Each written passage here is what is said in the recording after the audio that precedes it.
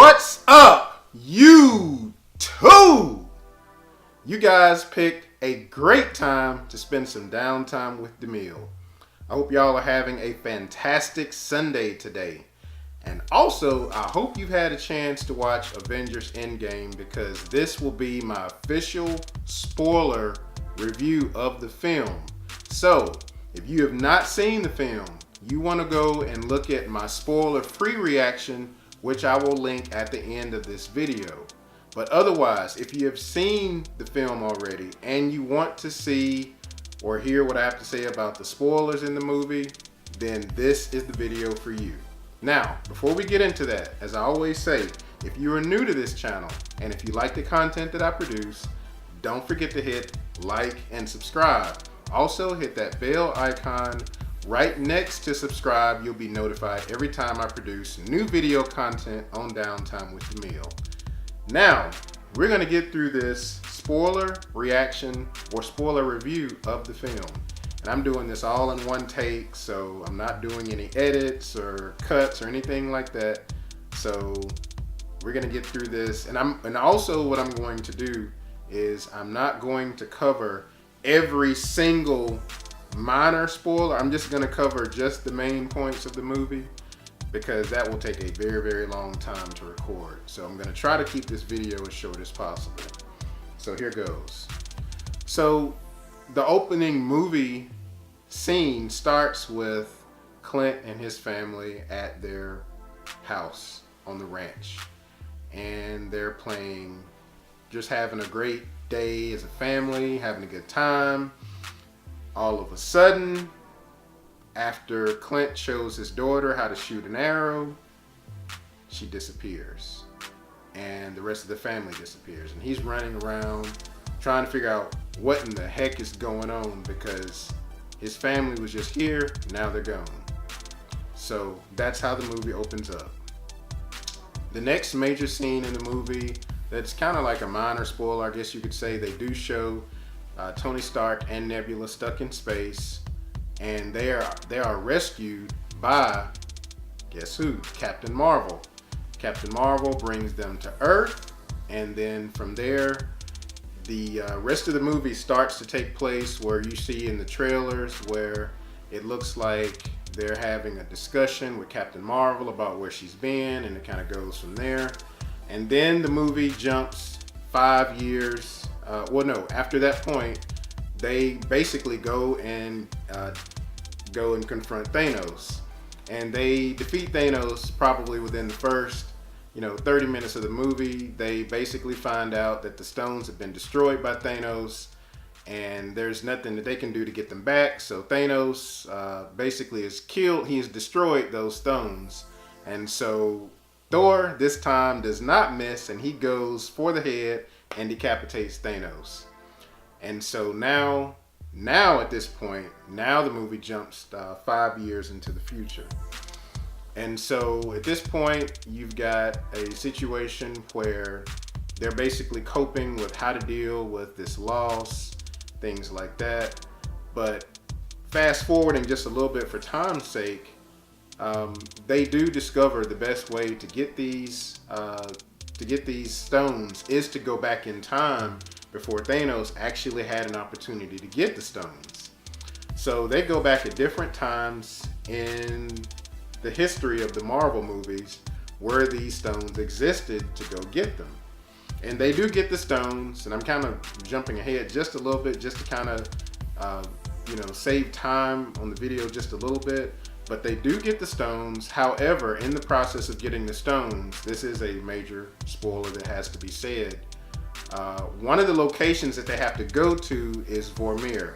And the team that goes to Vormir is Clint and Natasha. Now, one thing that I would say real quick in regards to this, Nebula knew that Gamora was killed at Vormir in Infinity War. And I'm just wondering, why didn't Nebula feel the need to tell Clint and Natasha, hey, you guys might want to know this. If you're going to Vormir, one of you might not be coming back. So anyway, there's both of them go to Vormir, and they're basically trying to decide who's going to kill themselves for this stone, for the Soul Stone. And long story short, Natasha basically kills herself after Clint is trying to rescue her, but Natasha lets go, she falls off, she dies, and then Clint gets the Soul Stone. They all come back, they've got the stones. Tony Stark has built a gauntlet for the stones, but only Hulk can use the Infinity Gauntlet because he's the only one that's powerful enough to even withstand all the energy that's going to be coursing through his body. So he snaps his fingers, it looks like everything is starting to get back to normal. Hulk's arm is a little fried and things like that. But then everything starts to look, normal, everything's cool. But then, next thing you know, Thanos' ship, the Sanctuary, destroys Avengers headquarters, and everything is just a big, huge explosion, and it is just chaotic. And so Thanos is here, and now all of the Avengers are pretty much, coming back together to try to defeat Thanos again. But this is like the former Thanos from the past, because the present day Thanos was killed when they went and defeated him at the beginning of the movie. So during this time, you see a lot of battling with the main core Avengers. You see Thor wielding Mjolnir and also Stormbreaker. You also see Captain America fighting with Thor and also Iron Man. They're all basically going at it with against Thanos. And so it gets to a point to where, Thanos pretty much overpowers all of them, and it looks really, really bad. Cap's shield gets almost split in half, and it looks like, he's really down for the count. That's the way it really, really looks at this point. And just as it looks like all hope is lost, of course, Cap gets up, and he's thing about Cap is you got to kill him because he can do this all day. As you know, he is not going to quit. He is not going to give up. He's going to keep going. So he gets to his feet. Thanos has summoned his Chitauri army, and it looks like a zillion of them back there. And this is all at the remains of the Avengers facility where they are. And so next thing you know, Captain America hears in his ear, "Hey Cap, it's Sam on your left." And then you see a portal open, and you see Black Panther and Shuri and Okoye walk through the portal. Then you see all of these other portals open up, and all of the characters from the MCU that were snapped away come in this scene at that time. And it is probably one of the most epic moments I have ever seen in a movie. It was truly, truly awesome. So then the battle starts taking place, and it's, basically all of our heroes against Thanos and the Infinity Gauntlet. Thanos is trying to get this gauntlet. That's his whole point during this battle. He wants to get the gauntlet so that he can basically reduce the Earth to nothing and start all over. So that's basically his whole MO during this battle. So the gauntlet gets passed around by Black Panther to Spider-Man to Captain Marvel, and eventually the gauntlet is they're trying to get the gauntlet. I think they're trying to get the gauntlet to Scott Lang, because they've got the van and they're trying to turn on the quantum tunnel, but they can't get it. Something happens where they can't get it working. So then Doctor Strange, who also comes back, he and Iron Man have this moment where, Iron Man says, "Hey, is this the one where we win?" He says, "If I tell you, it won't happen." So then a little while later, and by the way, they do have this really, really nice moment where where Iron Man and Spider-Man have a really, really nice moment, which is really, really cool. So you see that moment, and you see them embrace, and it's a really touching moment. It's really nice and warm, and somewhat emotional as well.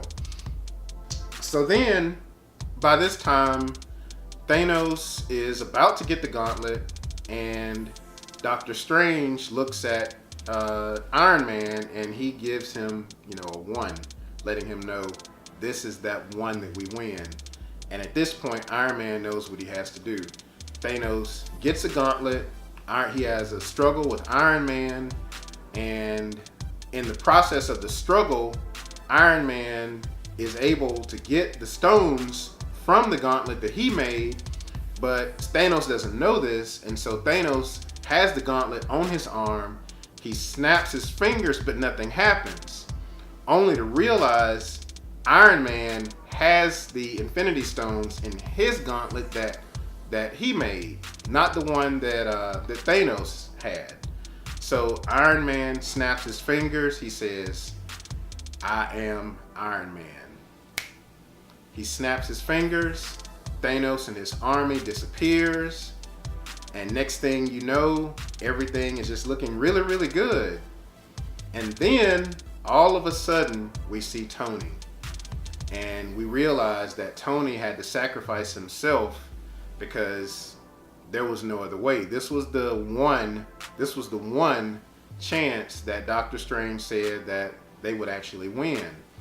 So Tony Stark is dying at this point. Thanos and his army have all been dusted away.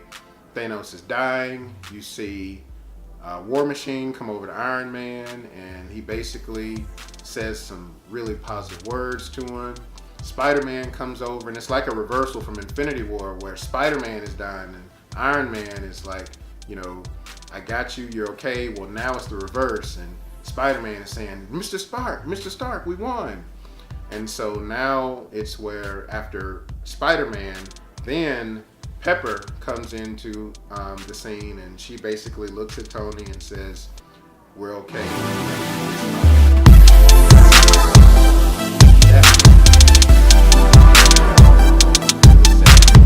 People were crying in the theater, as you would imagine.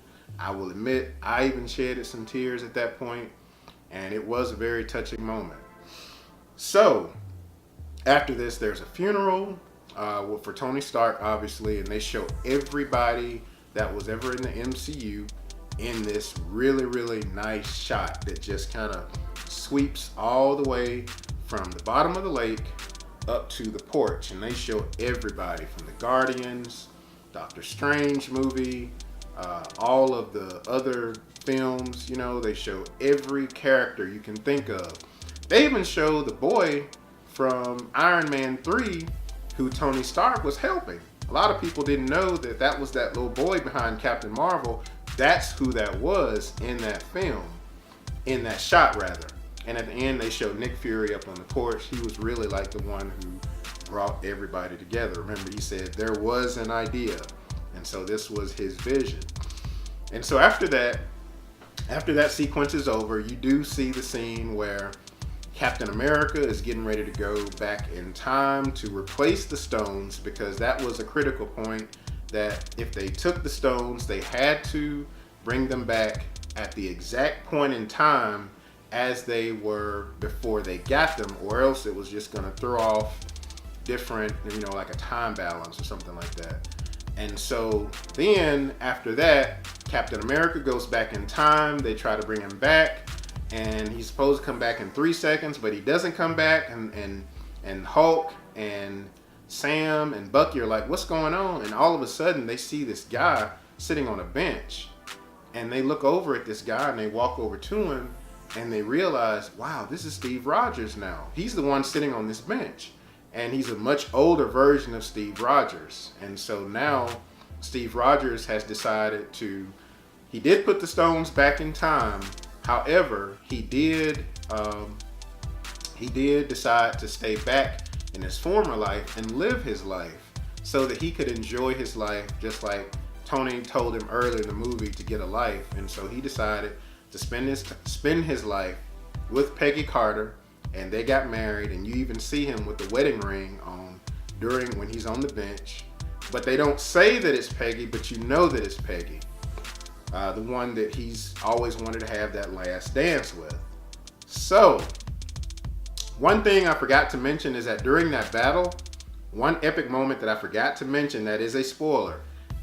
during the battle with Captain America, Iron Man, Thanos, and Thor.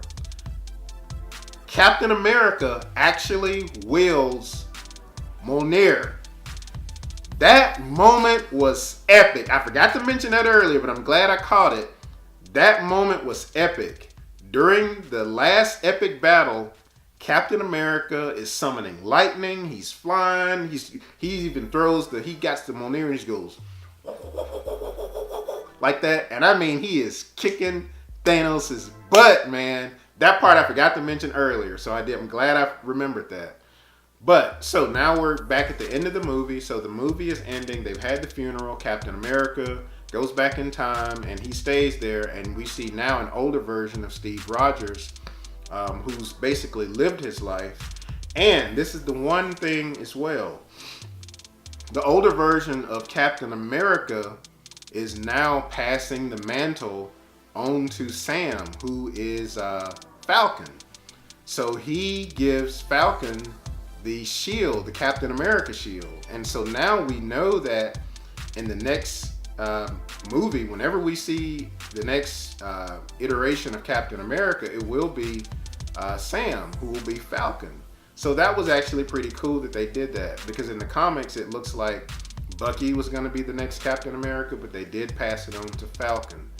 And so that's pretty much the end of the movie. That was pretty much the end. I don't think I missed anything. I will say at the end, Gamora has an encounter. Gamora from the past has an encounter with Star-Lord from today. And Star-Lord approaches her, and he's, wanting to be like, I guess how it was before everything happened in Infinity War, but he doesn't know this is not the same Gamora. This is the Gamora from the past, so she doesn't know that they fell in love and all this stuff. And so Gamora pretty much like knees him in the crotch, and it's like a little funny exchange after that. But you get the feeling that when Guardians 3 comes out, that's where that'll be one of the plot points, is how do they get to the point of where Star-Lord and Gamora were at Infinity War. You get the idea they'll probably pick that up in Guardians 3. And I think that's all of there are probably some minor things that I may have missed, but I think I got all of the major spoilers. So we know the two major deaths are Black Widow and Iron Man. And I did cover that Mjolnir was actually wielded by Captain America. Oh, another spoiler I forgot to mention. Thor is fat in this movie. They don't really, you get the idea. The reason why he's fat is because so much time has passed since the 5-year jump that I mentioned at the beginning of this. And I know this might be kind of all over the place, but I'm doing my best, so just bear with me. But, so Thor, over the time, he's kind of settled into a depression. He's been drinking and just eating and not taking care of himself. So now Thor has this big gut, and he's just like, it's not the same. Oh, and one more spoiler. In the movie, Hulk is now Professor Hulk. So he's not the Hulk that we have come to, know all these years, but now it's Professor Hulk, and he's like smart and intelligent, and he speaks just like Bruce Banner now. So you've got the Hulk that is intelligent and can talk and is not all aggressive and everything. And so that was the other, those were the spoilers. And I'm not really crazy about that particular version of the Hulk. I get the reason why they did that, because I feel like the reason they used Professor Hulk, because if they used regular Hulk, he would not have been smart enough to know to put the gauntlet on, to snap the fingers, and to know which people to actually bring back. That was the whole point when Professor Hulk snapped his fingers after they got the stones. Tony told him, let's bring everybody back, but let's not lose what we have now. So I don't think the regular Hulk would have been able to do that. So that has been my spoiler review of Avengers Endgame. And I used no notes for this. I know it's kind of jumping all over the place, but I figured I'd want to do this all in one take, no edits, get it up for you guys, For those who want to know what happens in the movie, this video is for you. Like I said earlier, I will link my spoiler-free review at the end of this video, so you can check that one out if you want to know. But if you watched it by this far, then you already know what happened. Anyway, what was your favorite moment in this movie? Post those thoughts down in the comments below. Also, what spoiler was the one that really shocked you in this movie? Post those thoughts down in the comments below. Guys, have an awesome day. Remember, as I always say, you are blessed if you can see this video. Don't forget to like, share, and subscribe. And as I close, what are you gonna do in your downtime?